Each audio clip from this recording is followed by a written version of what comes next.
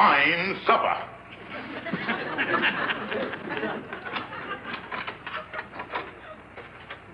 Well, so the society butterfly done come back to her cocoon. George, I never spent such an afternoon in my life. We had the regular monthly meeting of the Women's Auxiliary. Oh, Blabbermouth Incorporated. I've never been to a home like Mrs. Van Pelt's. She's real society. Oh, so you're mixing up with the hoi polluted, huh? I got quite friendly with Mrs. Van Pelt. I invited her and her husband over here next Thursday night. Oh, so you met him, too? Mm-hmm. He's a very distinguished man, George. He was busy all day doing research at the library. Well, now about Thursday night, honey, I don't like... Now, look, George, I don't want any argument. It's about time you met some decent people instead of that horrible, uncouth group you associate with. It would do you good to meet a man with accomplishments like Mr. Van Pelt. Well, I done met all the accomplished people I want to know. Like Andrew Brown, for instance. Yeah, like Andrew Brown. Well, what, may I ask, has he ever accomplished? Well, just yesterday, he had a run of 13 balls in the side pocket without once leaning on the pool table. That's what I'm talking about. And they're hanging over pool tables. You never find him in a public library. No, they ain't got no pool tables in there. George, it's all settled. They're coming over next Thursday night. All right, all right. Oh, and George, I need a dress for the occasion. Why, certainly. I wouldn't expect you to meet him in your camisole. I'm talking about a new dress, and not one of those cheap ones either. I want to make an impression on the Van Pelts. And unless you do something about getting me a new dress, there's going to be plenty of trouble around here. George Stevens, if you don't do something about getting me a new dress, there's going to be trouble. And I mean that, you big lummox. There's going to be trouble. And that's what she said to me, Calhoun. Sound to me like she's hinting for a new dress. Oh, I bet you got a dress, Kingfish, right there in that box there. No, Calhoun, this is what I'm going to use to get the dress with. I don't get it. Well, this is the only thing of value that I could think of. This is sapphire fur coat that you had in cold storage, and I just took it out this morning. Oh. Yeah, thinking on selling the thing and using the money to buy her a dress with. Yeah. What kind of fur is it, anyway? Oh, it's a very unusual fur. That's muscat-dyed squirrel. Who you figuring on selling it to? Never mind. Don't answer that. I know. Andy. Well, you see Andy going around with a new girl. Yeah. And he ain't making such good time with her. And he kind of looking for a wedge. Yeah, I see. And then you gonna give the money to Sapphire, huh? No, I ain't, Calhoun. I gonna buy the dress myself. You? Yeah, 'cause every time she buys a dress, it's always out of style in about 5 years. Yeah. I gonna buy her a lifetime thing. Yeah. I don't see no reason why a man can't buy a dress as good as a woman know how. Yeah, and I tell you, Calhoun. Hey, Calhoun. Huh? When I get some money, why can't you go up to the department store with me? You know, they say 2 heads is better than 1. Yeah. Well, I'll be glad to, Kingfish. Well, see you later.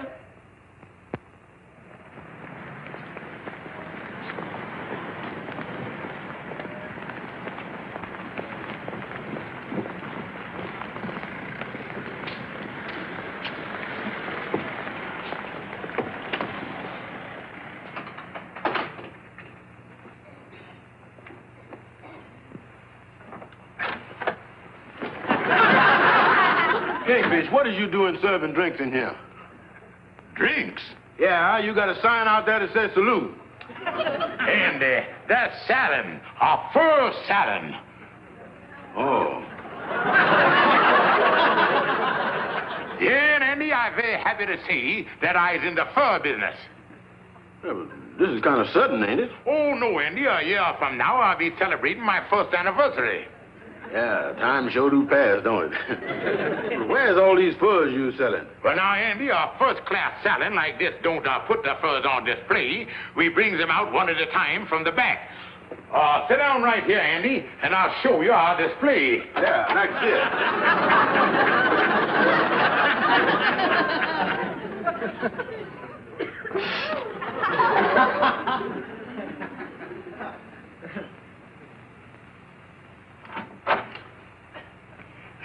with, son.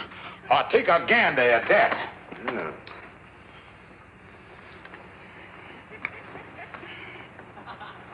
Yeah, that'd make a nice rug, all right. A rug? Andy, I'll have you to know that this is the latest in the wearing apparel. Just take a look at the beauty and the warmth of the thing. Yeah. Andy, would you be interested in that?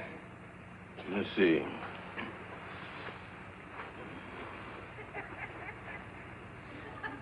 No, Kingfish, I just think I'll stick to my old topcoat. Oh, no, Andy, not for you, but I mean something for you to give to your gal. Oh, my gal, huh? Well, just what kind of fur is this anyway, Kingfish? Andy, that's the rarest of all wildlife. The rare and beautiful and elusive mink. Mink? Yeah, Andy, just like this animal here. That looks more like a fox. Oh, Andy, that's a long-legged mink. I seen a mink in the window once, but it didn't look nothing like this. Well, Andy, this is a brand new breed. Oh, it is, huh? Yeah, I know you heard of the other shades, the golden honey, the silver blue, but Andy, this is the very latest thing, sunset orange. And any man who would give his girlfriend a garment like this, he would be in solid for the rest of his life. This is beginning to make sense, Kingfish. With this jacket, I could really get in good with my new gal. How much you want for it? Well, Andy, I'll tell you what. I guess you know you done picked one of the most expensive furs there is. And as close as I is to you, I couldn't let it go for less than $50. That's a lot of money, all right, for mink. But being this is sunset orange, I guess the sky's the limit, huh? Okay, Kingfish, you got a deal. All right. Here you is, $50. Thank you. Can you wrap it up for me? Oh, sure, Andy. I'd be glad to. There you is, son. Sorry I ain't got no ribbon. Yeah, well, I'll get on up and give it to my gal. Thanks a lot, Kingfish. Oh, don't mention it, Andy. Don't mention it.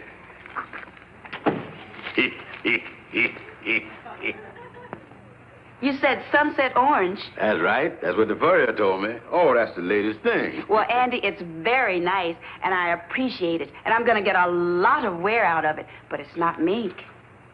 It ain't? No. Well, that's too bad, honey, because I done paid for mink. Well, don't worry about it, Andy, because I think it's just lovely, and I like it very much. And I'll have it for many, many years. Yeah.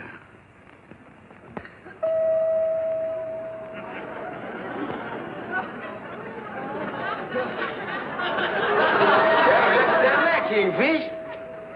Women always make so much fuss about buying a dress. I guarantee you there's nothing to it. No, just a matter of using your head, that's all. Ooh, how do you do there? Excuse me, miss, but would you wait on us, please? I'll be with you gentlemen in a moment. Sapphires are 36. Yeah. We'll sort of look over the rack here until the sales lady can help us. Yeah. There's 42, 40, 38. Yeah, here's a 36. Yeah. That is the biggest 36 I done ever seen. Yeah. Well, maybe you're looking at the number backwards, Kingfish. Maybe it's a 63. Now, what can I do for you? Ooh, I'd like to get one of these dresses for my wife. Are these the 36s? Yes, everything from here on. I know we'll find something you like. When is the big event? Well, next Thursday from 8:30 till 12. 8:30 till 12? That right? I guess you've been looking forward to this for a long time. No, I just found it out yesterday. I guess you and your wife are not the chatty sort. No, she just bounced into the house and told me the news. Does something like this appeal to you?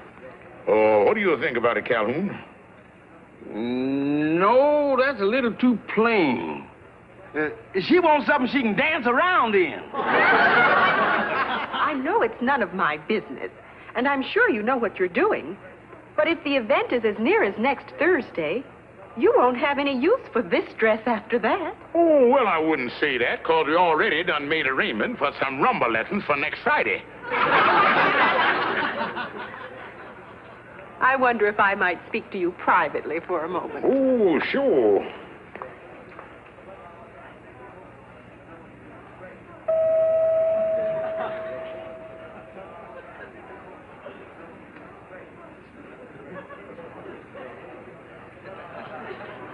Calhoun, we got to go up to the 6th floor. What do we got to go up to the 6th floor for? These dresses is all right. I don't see no sense in tramping all over the place. Come here, Calhoun.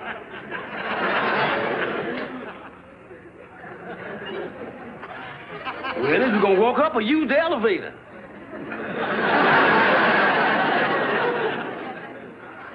Oh, George, it's beautiful. Well, I'm glad you like it, honey. Just absolutely beautiful. And it's the right size, too. Oh, I could tell from the material that it's an expensive dress. Oh, yeah, honey, that's original copy of a Slapperilli. But, George, how did you get the money for anything like this? Now, don't worry about that. You didn't sell anything of ours to get it, did you? Honey, how could you think a thing like that? Well, I'm sorry, George. It's just that it's so gorgeous. Well, honey, I'm going to tell you a little secret. For the past 4 months, I've been putting away 50 cents a day out of my lunch money, because I done decided to buy you something really beautiful. Oh, George, I never knew you were so thoughtful. Oh, by the way, George, I heard from Mrs. Van Pelt today. Their plans have changed. Well, what happened? Well, she forgot that the night I invited them over here is the night they're having their big society party, and they want us to come over there. Oh, and George, I do want to look nice. So first thing tomorrow morning, we can get my fur jacket out of storage.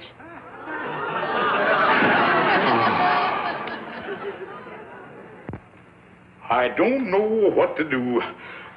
Well, it serves you right, Kingfish. First lying to me that you was in the fur business when it was Sapphire's coat, then selling it to me for mink. Oh, what is I gonna do? If Sapphire knew what happened to her coat, she never would forgive me.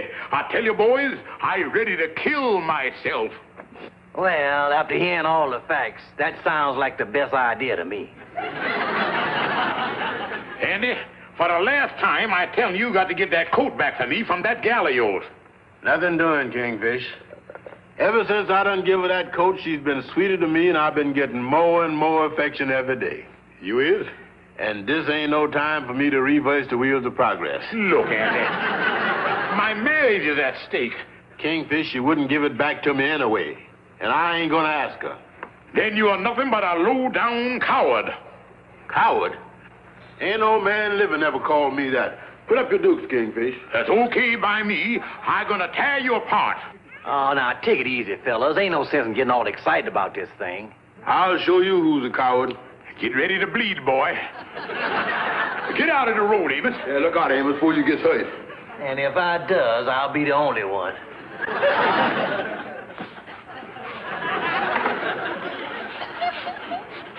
Amos, didn't I tell you to stay out of the way? Oh, you ripped it there. Yeah, tough fight.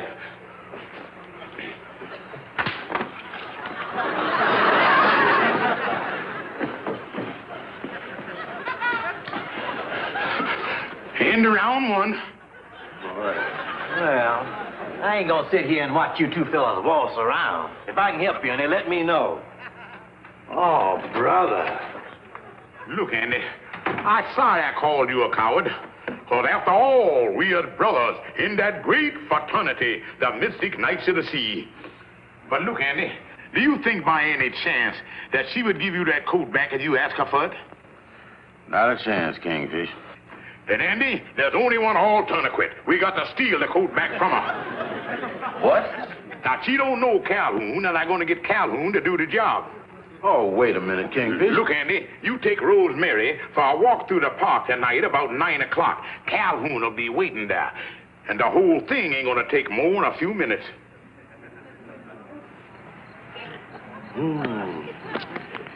Well, let's see what I'm gonna do here.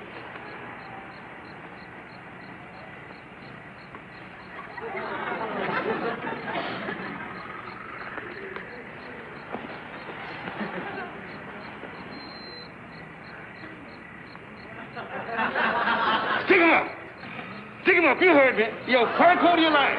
Don't move, I'll spray you with this cannon. Don't do that. Stick him up. Stick him up. Well, happy Halloween. Come here, you. Calhoun. Sam.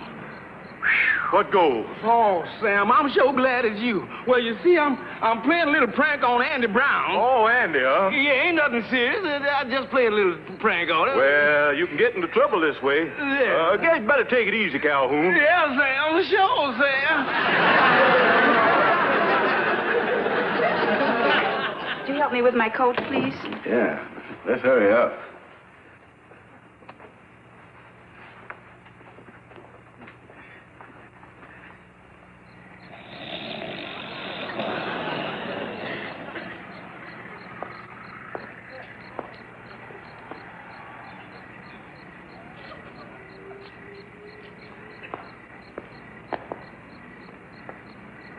Look at that. Look at that, look at that. Hey, look.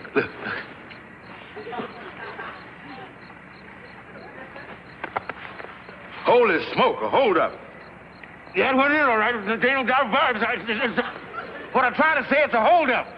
Well, Rosemary, give him the fur coat like he said. But he didn't ask for my fur coat, Andy. Oh, sorry. Yeah, but that's what I want, all right, is your fur coat. He said it that time. I'm not going to give it to him. Oh, you ain't, huh? You see what my trigger finger look like. Listen, I'm not going to give you my fur coat. Now, look, Rosemary, you got to give it to him. After all, he's the hold-up man, and we're the victims. You don't want to violate the criminal code. If he wants something, I'll give it to him. Wait a minute.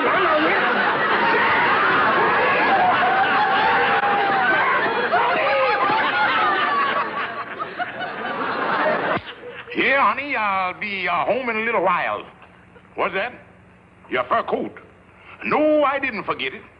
I have it glazed for you. Yeah, and you'll have it in plenty time for the party tomorrow night. I'll guarantee you that. Okay, honey. Well, Calhoun ought to be with the coat any minute now. This is the darndest thing I ever heard of. Having Calhoun hold him up. Look, Amos, when you got your back to the wall, you can't be too choosy. And when Calhoun bring in that coat, all my trouble is over. Andy, where the coat? Didn't Calhoun get it? That Calhoun is the worst crook I done ever seen. He ought to be ashamed of himself. Oh, what happened, Andy? Rosemary wouldn't give him the coat and done chased him out of the park. Oh, this is the end of the world. Not quite, Kingfish. And there's worse to come. Rosemary done told me tonight that me and her has been invited to the Van Pelt party, and she's gonna wear the fur jacket. Well, boys, you've really got yourself a problem now. 2 women going to a party and only 1 coat. I'd like to see just how you're gonna get out of this one.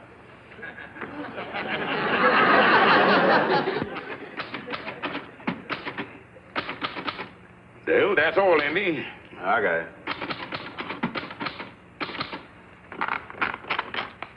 There you go.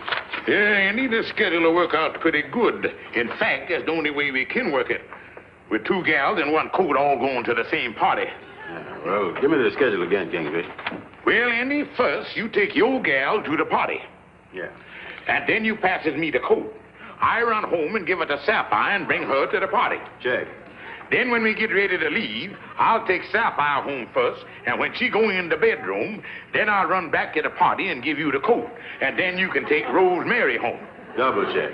Yeah, I got the whole thing figured out here according to time. We better Simonize our watches here.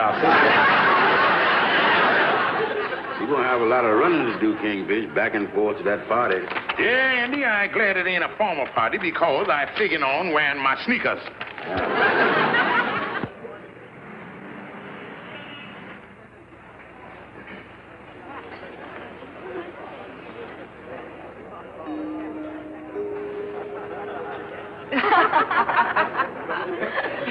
Oh, excuse me.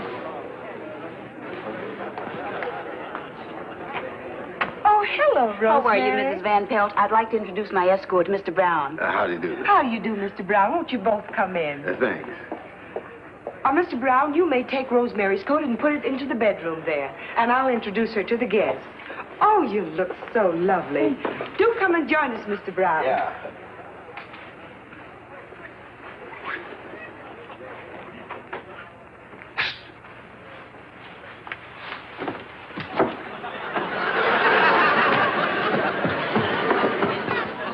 All right, operator, thank you. George, I've been trying to reach you all over town. What's the idea of coming in here at the last minute with my coat? Well, honey, I told you I was going to have it glazed, and he just finished with it a little while ago. Well, it doesn't look any different to me. Hurry and help me into it. Come on, we're late. Yes, my dear.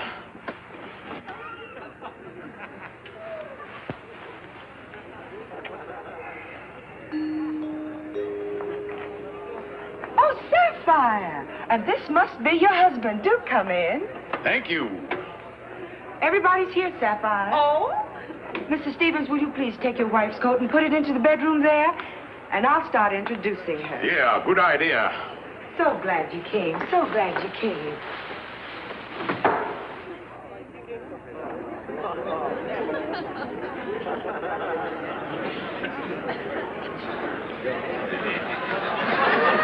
George, it's only 12 o'clock. Why do we have to leave so early? Well, honey, you know the night when we were dancing the rumba and I sideswiped Miss Van Pelt, I think I dislocated one of my vertigos. That's too bad, George. Get my coat. Oh, are you leaving, Sapphire? Yes, we are, Rosemary. Well, we'll go together. Oh, fine. I'll get Andy.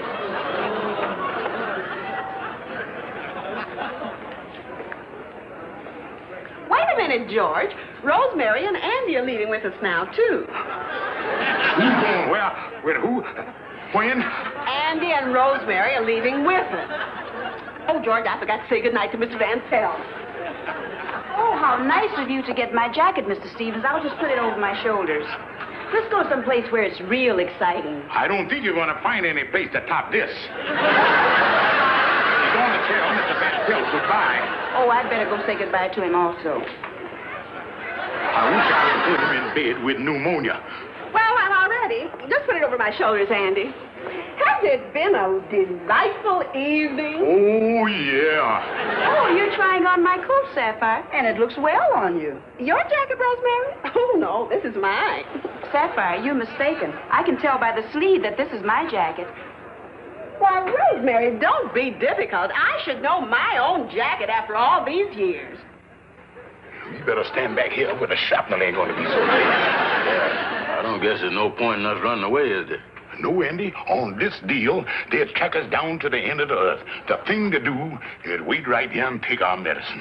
Well, Rosemary, I know just what happened. George sold Andy my jacket in order to get me this dress. Well, there ought to be something done about it to teach them a lesson for pulling this stunt on us tonight. Well, you know, Sapphire, just as I told you before, I bought a jacket like this several years ago, and I bought it at Harrison Summers, too. I think I still have it. Really? Yes. Now, why don't I let Rosemary wear my jacket, and the both of you walk out with jackets on and just don't say a word? Well, it would certainly keep them guessing. They wouldn't know what to make of it. You know, that's a great idea. We'll teach them a lesson they'll never forget. I'll get it. Okay. They must be going at it hot and heavy in there now. Yeah. Well, on the basis of what Rosemary did to Calhoun, I think Sapphire's going to get the worst of it. Oh, I think Sapphire can take care of ourselves. Well, are we all ready? Yeah. You in the clear, son. Well, good luck, Kingfish. George, help me with my coat. I want to put it on. Me too.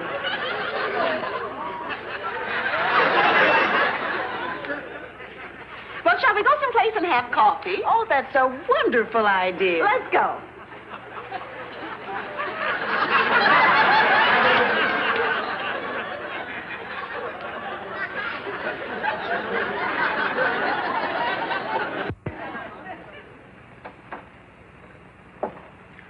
All right, gentlemen, continue.